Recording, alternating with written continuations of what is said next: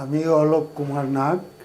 আমি যদিও ইএসআইয়ের পেশেন্ট, তবে আমি ইএসআইতে ভর্তিও ছিলাম। সেখান থেকে ট্রান্সফার করে আমাকে কোঠারিতে ভর্তি করে এই স্যার সত্যজিৎ সামন্ত আমাকে পেসমেকার বসিয়েছে।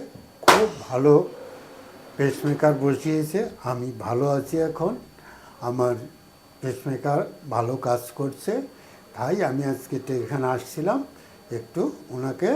হসপিটালেও আমি দেখাতে পারতাম, হসপিটালে ভীষণ ভিড়, ওনাদেরই ধৈর্য থাকে না, তারপরে একটা দুটোর বেশি কথা বলতে পারে না।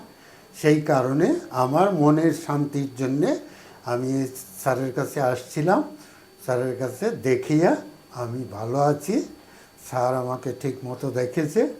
স্যার খুবই ভালো। স্যারের উন্নতি হোক, মানুষের সেবা করুক, সেবা করার সুযোগ থাকুক, আমরা এইটাই কামনা করি।